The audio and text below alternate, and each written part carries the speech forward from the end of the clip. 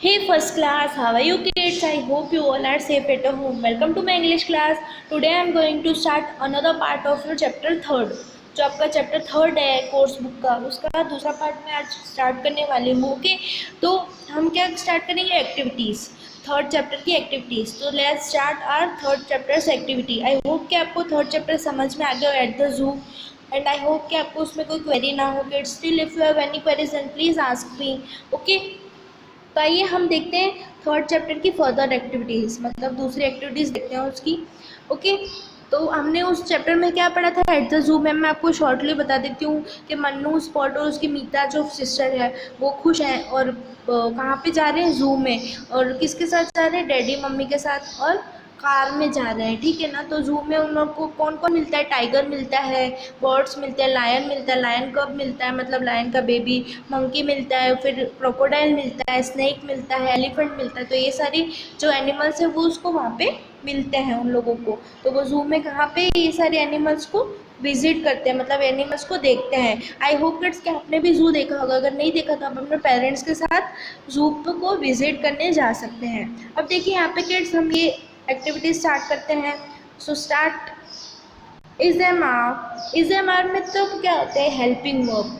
Helping verb मतलब क्या होता है कि कोई भी सेंटेंस होता है उसमें इज एम आर यूज़ करे बिना वो सेंटेंस कंप्लीट नहीं होता। तो देखिए जैसे I am Mannu, she is Amina, we are friends. तो इसमें देखिए एम, इज़ और आर यूज़ किया हुआ है। तो किड्स इज़ का मैंने आपको ये पहले भी बताया हुआ है कि ग्रामर के सेशन में मैंने आपको ये बताया हुआ है कि इज़ कब यूज़ होता है, एम कब यूज़ होता है और आर कब यूज़ होता है। फिर से मैं आपको बता देती हूँ किड्स कि इज़ कब यूज़ होता है। आपको है ना ये बॉक्स बना, क्योंकि ये हर चैप्टर में ये एक्टिविटी है, तो आपको एक बॉक्स बना देना और आप उसको लर्न कर देना है। जैसे यहाँ पे आप लिख दीजिए सिंगुलर है, मतलब सिंगुलर यानी कि एक वचन है, तो उसके साथ हमेशा इज यूज होता है। क्या यूज होता है? इज। जैसे यहाँ पे आप लिख दीजिए सिंगुलर और फिर यहाँ पे इज, क्या यूज होता है? Is.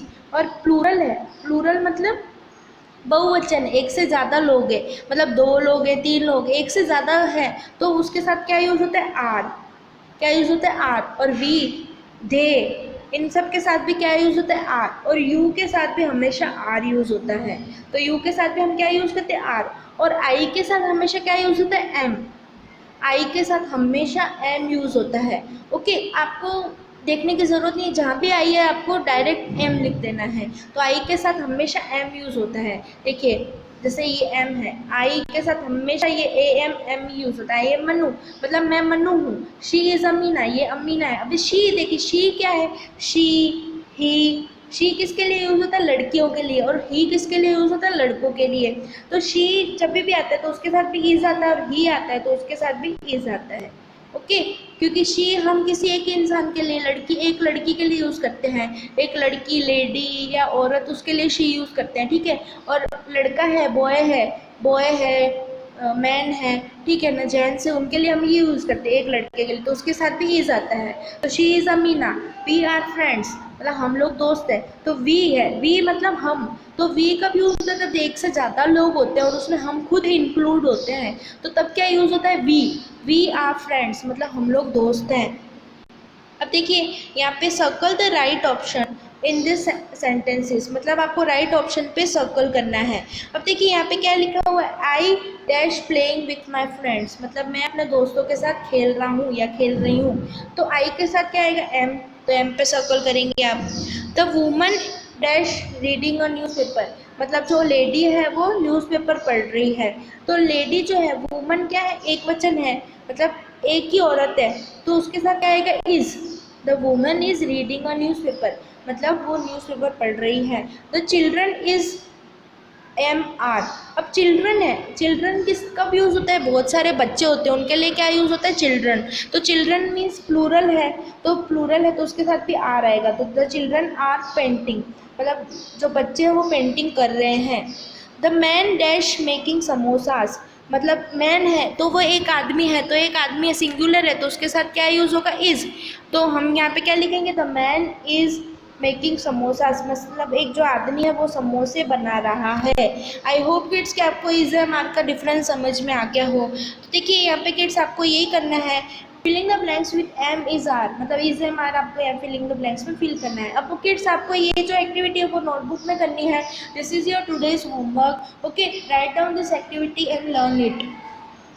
The sunflower is yellow, तो सनफ्लावर इज आएगा यहाँ पे, क्यों आएगा? क्योंकि द सनफ्लावर है, सनफ्लावर मतलब एक ही फूल का नाम है, ठीक है ना। सनफ्लावर मीन्स क्या होता है? सूरजमुखी अपने इसको हिंदी में कहते हैं, तो एक ही फूल है तो यहाँ पे इज आएगा। अगर सनफ्लावर्स होते तो यहाँ पे क्या आ जाता? आर, क्योंकि वो बहुत सारे हो गए, एक से ज़्यादा है तो क्या आएगा? आर। और अगर एक है तो इज आएगा। द कप्स डैश फुल, तो देखिए कप है, कप्स है, यहाँ पे कप होता तो यहाँ पे इज आता, लेकिन कप्स है, कप्स मीन्स क्या होता है? बहुवचन है, एक से ज़्यादा चीज़ है, तो यहाँ पे क्या आ जाएगा? Are. The cups are full. The mouse dash hiding, अब द माउस है तो माउस क्या है? एक ही है, एक चूहा, ठीक है ना। द माउसेस होता तो क्या आता? आर, और माउस है तो यहाँ पे क्या आ जाएगा? इज। अब आई है तो आई के साथ हमेशा एम आता है, तो यहाँ पे क्या लिखेंगे? I am hungry. The dog dash barking, मतलब हंग्री का मतलब क्या होता है? भूखा, मतलब मैं भूखी हूँ या भूखा हूँ।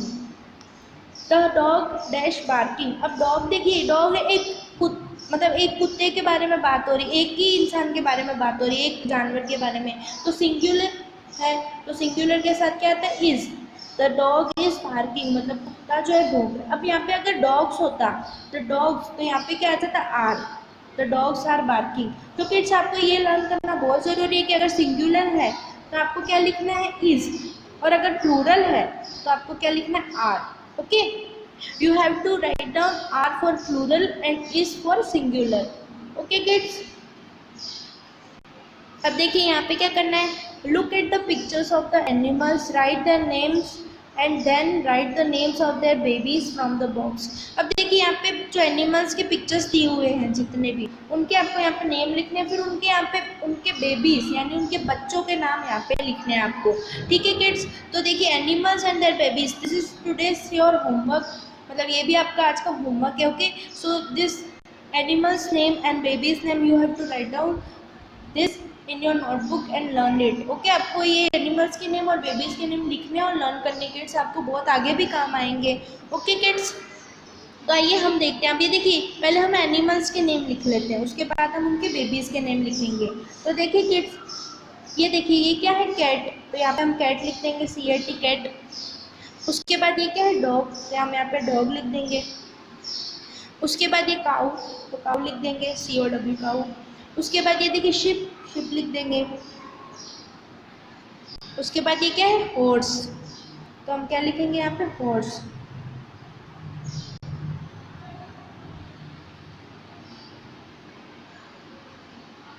अब हम उनके बेबीज के नाम लिखते हैं। अब देखिए यहाँ पे कैट है, तो कैट के बेबी को क्या बोलते हैं? किटन।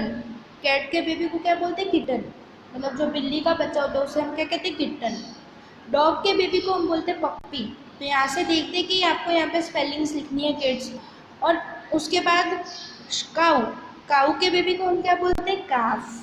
काऊ के बेबी को हम बोलते हैं काफ, ये रहा काफ। उसके बाद क्या है? शिप, शिप के बेबी को हम क्या बोलते हैं? लैम। जो शिप का बच्चा होता है उसके हम बोलते हैं लैम। और जो हॉर्स का बेबी होता है उसे हम क्या कहते हैं? फॉल।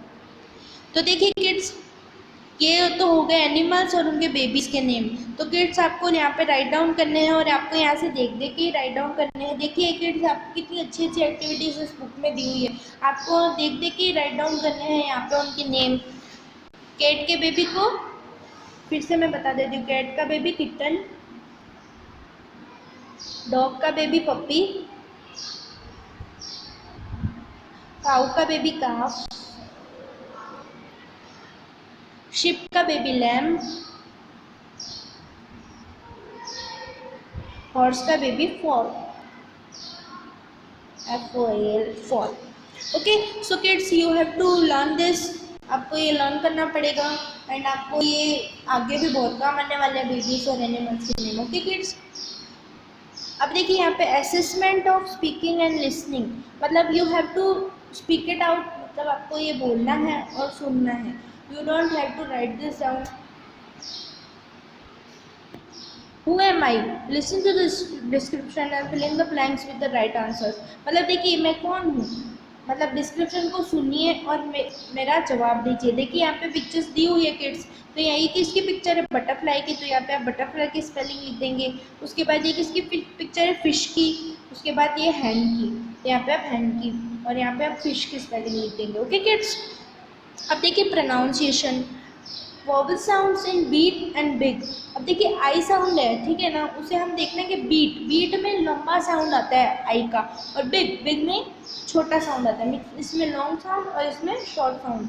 अब देखिए remember the sound you practice, say this words aloud and revise the sound. मतलब देखिए आपको ये जो साउंड है वो उसकी प्रैक्टिस करनी है और आपको उसको जोर से मतलब पढ़ना है, ठीक है। देखिए seat, sit, heat, hit, deep, deep, dip, whip, whip, peel, pill. देखिए किड्स इसमें जो है वो तो है लॉन्ग साउंड और इसमें शॉर्ट साउंड है। जो इधर वाले वर्ड्स हैं उसमें लॉन्ग साउंड है और इसमें शॉर्ट साउंड है। तो you don't have to write this down, you have to only speak up, मतलब आपको बोलना है ओनली, लिखने की आपको ज़रूरत नहीं है, आपको इसकी प्रैक्टिस करनी है। Okay. Work in pairs, talk about what you see in the picture, use the hints. मतलब देखिए यहाँ पे हिंट्स दी हुई है और आपको एक दूसरे से बात करनी है, मतलब जोड़ी में काम करना है और आपको एक दूसरे से बात करनी है कि इस पिक्चर में आपको क्या दिख रहा है। तो देखिए आप क्या दिख रहा है, डोंकी इज ब्रेइंग। ब्रेइंग मीन्स क्या होता है कि वो जोर जोर से जब वो होची होची, ऐसे आपने देखा होगा डोंकी को साउंड करते हुए, ठीक है ना। जब भी उसको दर्द होता है, जब भी उसको कुछ होता है तो वो जोर जोर से होची होची ऐसे आवाज़ करता है, साउंड करता है, ठीक है ना। तो उसे क्या कहते हैं, braying. Rabbit is covering his ears, मतलब रैबिट जो है उसने अपने ईयर कवर कर लिए, मतलब कान को ढक लिया है।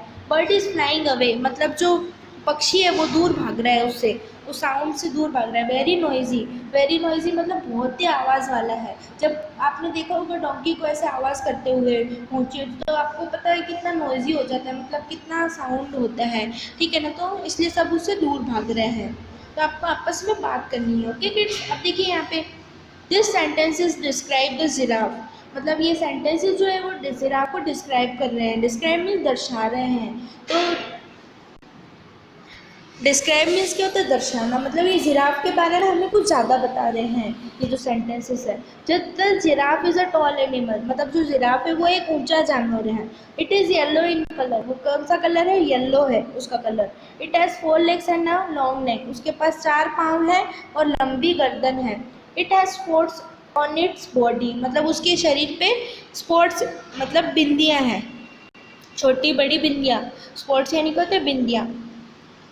Now describe an elephant filling the blanks with words from the box. अब देखिए यहाँ पे तो जिराफ को डिस्क्राइब किया, अब आपको एलिफेंट को डिस्क्राइब करना है और यहाँ पे जो फिलिंग द ब्लैंक्स लिखनी है, यहाँ पे आपको फिल करनी है ब्लैंक्स, और यहाँ पे जो वर्ड्स दिए हुए हैं आपको यूज़ करके लिखने हैं। अब देखिए जैसे एन एलिफेंट इज़ वेरी, तो एलिफेंट जो होता है वो कैसा होता है, वेरी बिग, मतलब बहुत बड़ा होता है साइज़ में। तो क्या लिखेंगे, an elephant is a very big.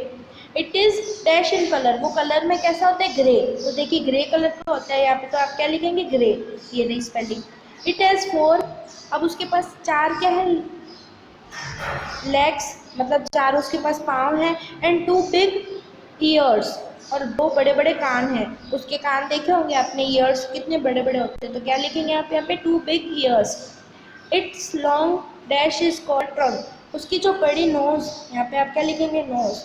It's long nose is called a trunk, मतलब उसकी जो बड़ी सी नाक होती है वो क्या कहलाती है, सूंड। ट्रंक मीन्स क्या होता है, सूंड। तो आपको हिंदी में उसको क्या कहते हैं, सूंड। जैसे उसकी बड़ी सी सूंड होती है, ठीक है ना। तो बड़ी सी जो उसकी नाक होती है उसे हम क्या कहते हैं, ट्रंक। उसे इंग्लिश में कहते हैं ट्रंक और उसे हिंदी में सूंड कह सकते हो आप। अब देखिए एक्टिविटी, आपको यहाँ पे क्या करना है, see what the child in each picture is doing, मतलब देखिए एक पिक्चर में आप ये जो बच्चे वो क्या कर रहे हैं। Put a tick if it is a good action and a cross if it is a bad action, मतलब आपको राइट टिक करना है अगर वो अच्छी क्रिया है, मतलब वो अच्छी चीज़ें कर रहा है, ठीक है ना, अच्छे काम कर रहे हैं बच्चे, तो आपको राइट करना है। और अगर गलत काम करना है, बैड एक्शन, अगर गलत काम करना है तो आपको रॉन्ग करना है। Then tell your teacher the answer, फिर आपको अपनी टीचर को आंसर बताना है। देखिए जैसे ये जो है बच्चा, वो एनिमल को ऐसे लकड़ी लेके, देखिए इसके हाथ में है ना ये वो उसके पीछे भाग रहा है, तो ये तो गलत है, क्योंकि किसी भी एनिमल को हर्ट करना गलत होता है। तो यहाँ पे रॉन्ग करेंगे हम। अब ये देखिए आइसक्रीम खा के कचरा यहीं पे थ्रो कर रहा है, तो you should have throw garbage in the dustbin. आपको हमेशा डस्टबिन में ही गार्बेज यानी कचरा फेंकने का होता है। ओके, तो ये तो यहाँ रोड पे फेंक रहा है, तो ये भी गलत है। और ये देखिए ये जो गर्ल है वो डॉगी को, पप्पी को पैम्पर कर रही है। पैम्पर मीन्स उसको, उसका ध्यान रख रही है, उसको प्यार कर रही है, तो उस पर हम क्या करेंगे, राइट टिक करेंगे। ओके, तो इन दोनों पे तो रॉन्ग और इस पे राइट। आई होप किड्स कि आपको ये एक्टिविटी समझ में आ गई हो। Okay, still if you have any queries and please don't bother to ask me, आप मुझसे पूछ सकते हो। Will meet in next video with this poem mister caterpillar. Okay, तो इस चैप्टर के बाद ये पोएम है, चैप्टर थर्ड के बाद ये पोएम है। Okay, so this poem is not included in chapter third, ये अलग से ही है poem. Okay, so we'll teach in next video this poem. Till then, stay safe. Bye bye. Thank you so much.